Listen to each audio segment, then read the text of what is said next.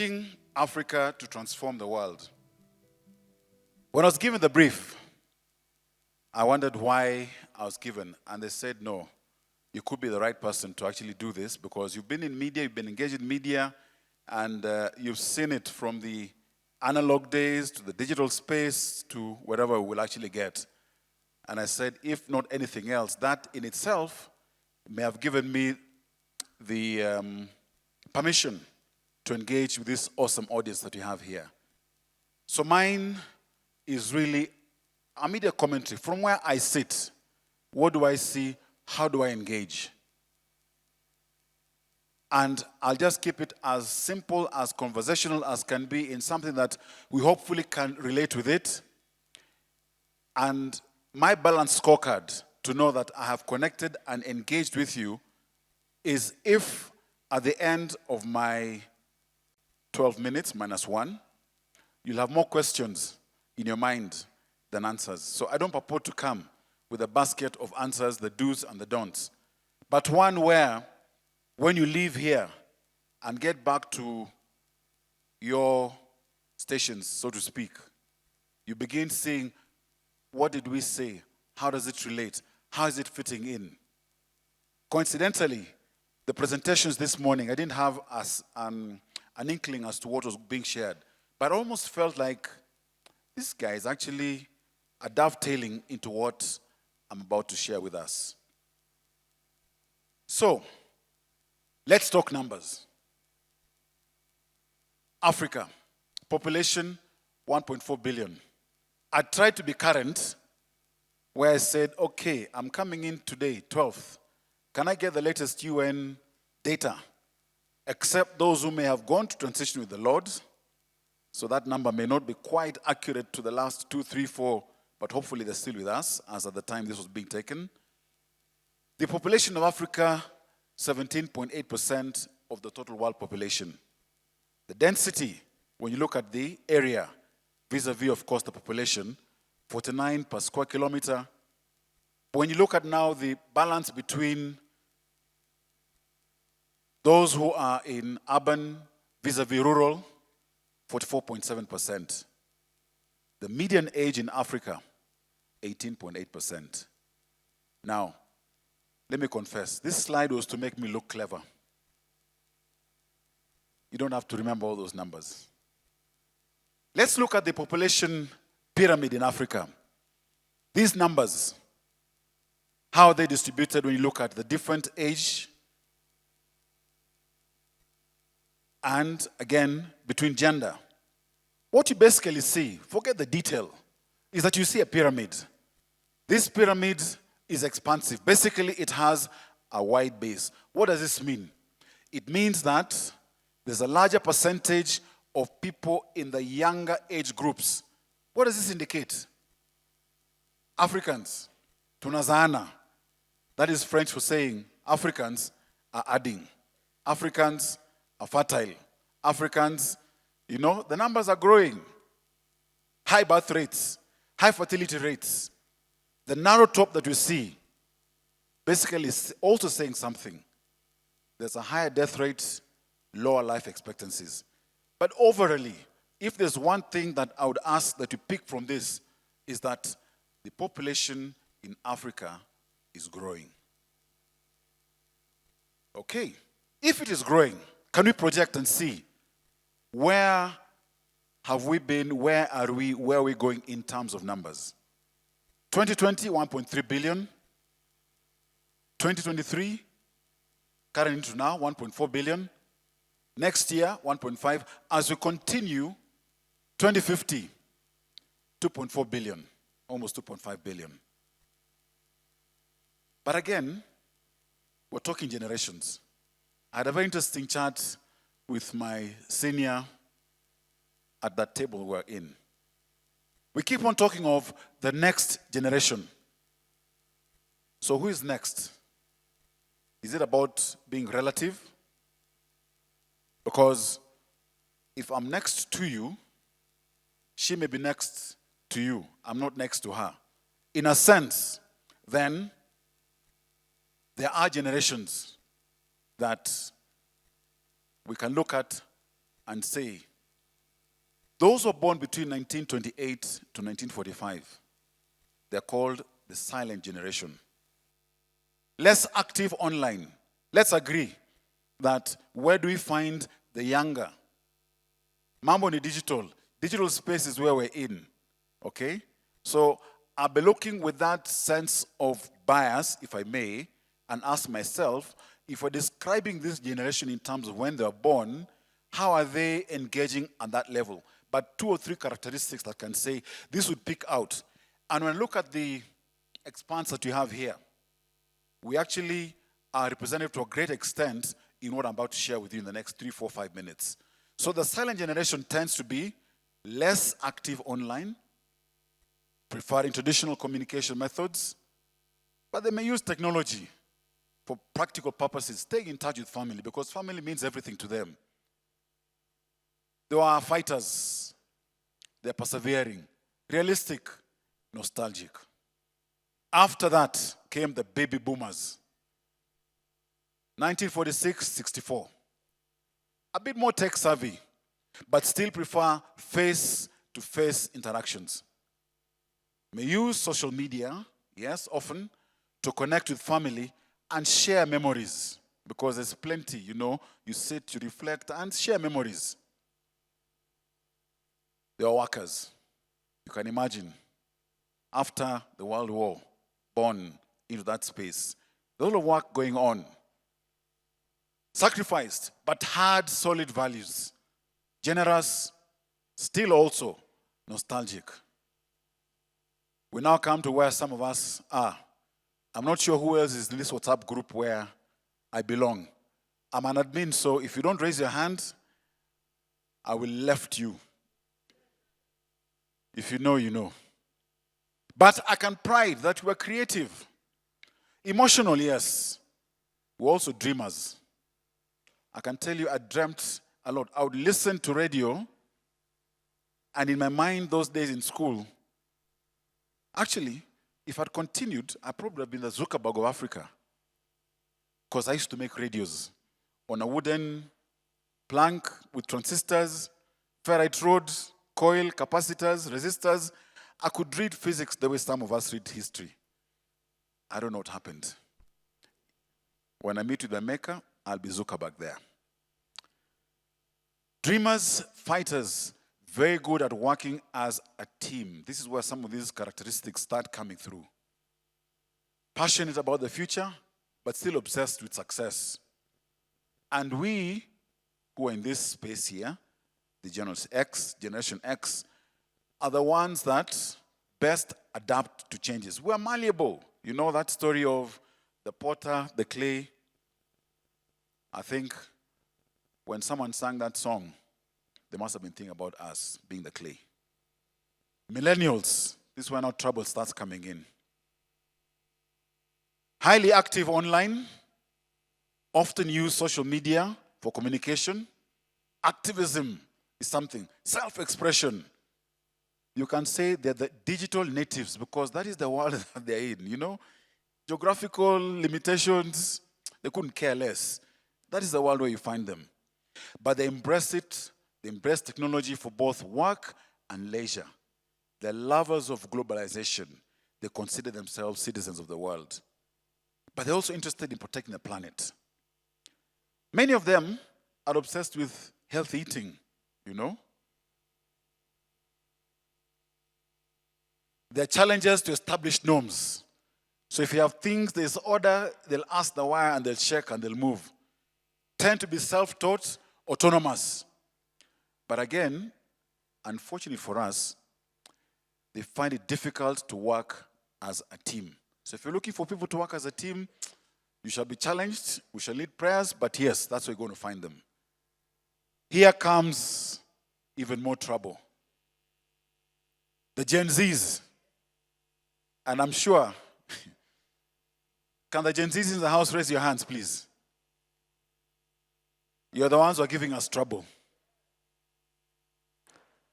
Because you prioritize authenticity, you're influential in shaping online trends, you're social media addicts, you use generational humor and vocabulary. You know, you can go in and engage with them, and these guys are happy. They are laughing, and you're wondering, okay, if they're not laughing, if I can't understand, maybe it is me who's the joke. But they're obsessed with external perfection. They're impatient. If not now, right now, you know. And they're fervent followers of Instagrammers and YouTubers. The other day, my son told me, I asked, so what do you want to be? That guy said, I just want to be a YouTuber. I said, okay, I've been paying fees. What does this mean? I'll go back and ask him. But you know what? There's another generation after that. The Alpha generation, born 2013 to the present. These guys, being born into the digital age, they are extremely comfortable with technology. You know, in this space, I consider myself above average with my peers in matters digital. I'm a gadgets guy. The fellows who were doing my introduction, they didn't quite tell you what my hobbies were. One of them was gadgets. So when you would buy a TV, a radio, throw away the manual, open up and ask, why is this working? How is it? When it gets spoiled, then you look for the manual, go and take it back and say, it's still under warranty. But that was me in an earlier life. Huh? But the guys who are in Alpha generation, born in that space, this is them.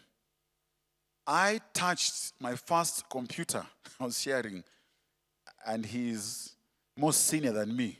Now, if I touched my first computer when I was 19 years, I think Dr. Tongoi, you must have touched it when you were what, 40? You're also 19, eh? Ahead of your time. My son, in grade 3, knew more about computers, and if I get stuck, I ask him what to do, than his father knew when he was 16 years older than asking him in the present time. Life is unfair. The Alpha generation are less emotional.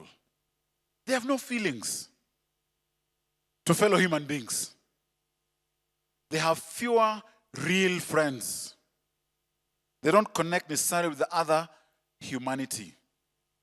They would rather engage and have followers. And someone is moody because they have lost. They don't have the numbers. And they're quickly checking their celebs. You know, those are their friends out there. That's the world they're in. Those are their people. That's who they know. They follow and consume online entertainment and information channels and platforms. Someone asked, because there's a danger here when you have people who are very digital and that is the space, that's their world. And we say that the evil one is at work. This world is full of all manner of everything out there that is going to pull you and distract. The Christian media, we must be present in that space, and it is there. Let's not conform to the patterns of this world. We must make our presence felt, be intentional, and push it. By the way, this Alpha generation, it's no wonder that they can be very solitary and they have enough company themselves because they are the COVID generation.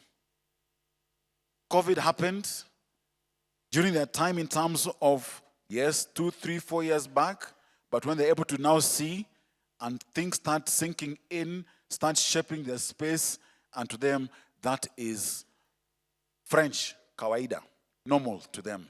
So, how should we engage? And I'm looking at reaching out. Reaching out means getting out there. One thing that I wish just to share with us here is that the generational behaviors will shape the types of content consumed, how we communicate with them in terms of styles, and even the online preferences. One thing I can tell us, if we fail to plan, we're planning to fail. And you know what? We'll actually succeed in failing.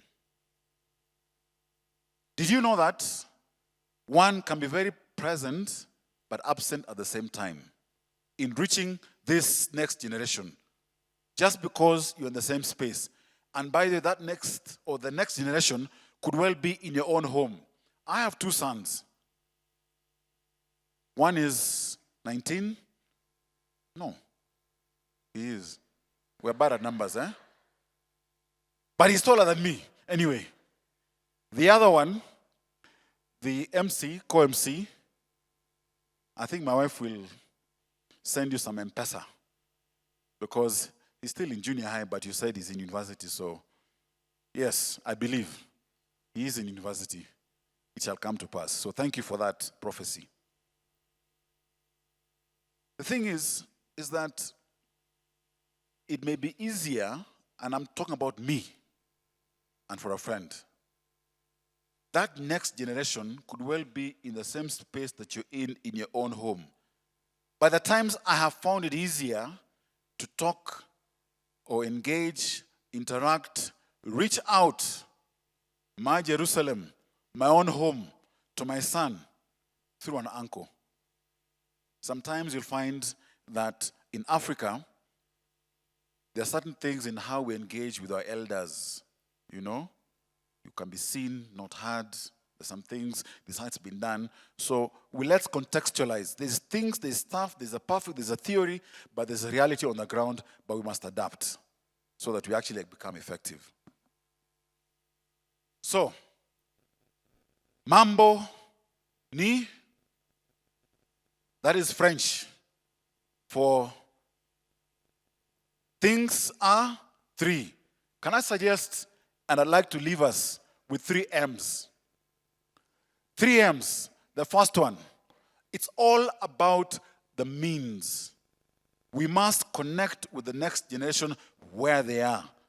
If they're with us here, physically, in our space, we shall engage with them. If they're up there, and I think Bonauko, he said something about the harvest is online. If they're online, we must connect with them there. And we're fulfilling the Great Commission. What it basically means, we then, let's not be too rigid. The mountain must go to Abraham. If Abraham is online, then we must get there. Okay? So the first M is means, in terms of how are we connecting with them. The second M, it's all about the message. It's in the packaging of the message. Okay? And let's package it for consumption. This next generation, how are they consuming it?